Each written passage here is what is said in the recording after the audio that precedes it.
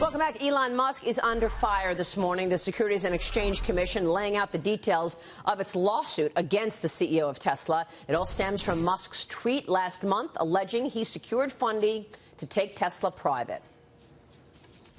Today, the SEC filed securities fraud charges against Elon Musk, the chairman and CEO of Tesla Motors, stemming from his August 7, 2018 statements disseminated over Twitter that he was considering taking Tesla private.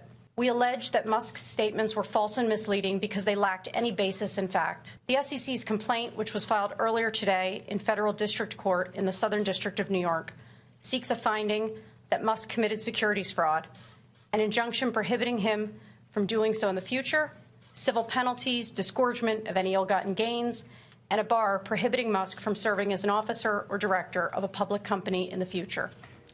Musk has responded to the lawsuit in a statement. He says this unjustified action by the SEC leaves me deeply saddened and disappointed. I have always taken action in the best interests of truth, transparency, and investors. Integrity is the most important value in my life, and the facts will show I never compromised this in any way.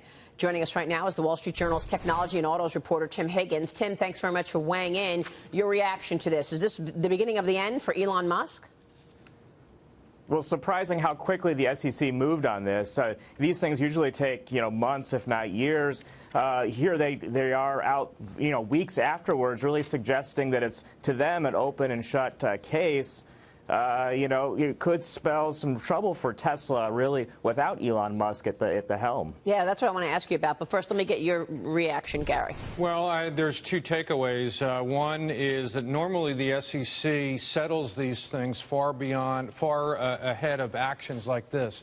Two, I'll ask Tim, I think if Musk is removed, that it destroys Tesla. What are your thoughts?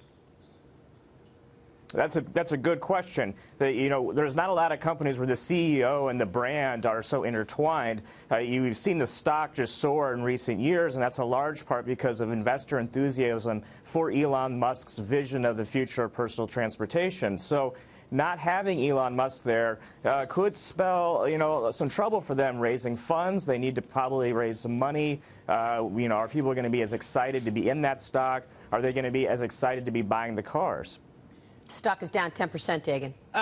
Tim, and it raises an issue in terms of the SEC is looking to bar Elon Musk from being a top executive from serving as an officer or director of any U.S. public company. It raises the issue of the SEC is in a position where they're going to wipe out potentially the shareholder $50 billion in shareholder value when they do paltry little to actually protect small individual investors. They have to think about that. And maybe Elon Musk is looking at, say, Mark Cuban saying, I can fight this, clear my name. I'm not settling.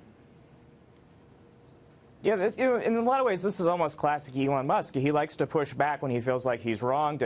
We reported that perhaps there was a negotiation for a settlement that the SEC thought they had, and then Elon's lawyers called and said, nope, we're not going to go that route. If you look at his statements following that tweet in August and since then, he has really been making the case that in his mind, he thought the funding was there. Of course, the SEC is saying, yeah, not so fast, but it really gets to this kind of the way Silicon Valley is operating. To be an entrepreneur like him, he has to kind of create his own reality. He was told for many years he couldn't make electric cars cool. He's been able to do that. And we've seen him in recent years really push back against regulators and let him do the things he wants to do. Tim, it's Liz Peek. Good morning. What do you think about the succession issue here?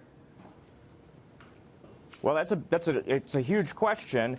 Basically the last 2 years or so, we've seen a huge exodus of top executives from the company. It's not an easy place to work. In recent months, we've seen the top sales executive and the engineering chief leave. These are people that would have been maybe perhaps natural number twos or people that could take the wheel, if you will.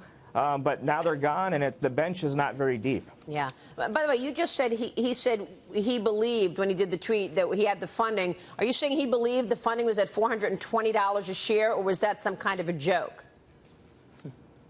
Well, you know, in the complaint that we read there, he basically said, well, I got to do a premium on where the stock is. It's going to be at $4.19. You know, $4.20. That'd be funny. Maybe that would impress his girlfriend. You know, in previous blog posts that he's put out, he has essentially made the case that, hey, he's had some meetings with the Saudi Sovereign Wealth Fund. He thought that they wanted to help him take the company private. He could get something done. But, yeah, the SEC is basically saying, hey, you didn't have this, like, locked in. Right, of course. Tim, thanks very much for weighing in. We appreciate it.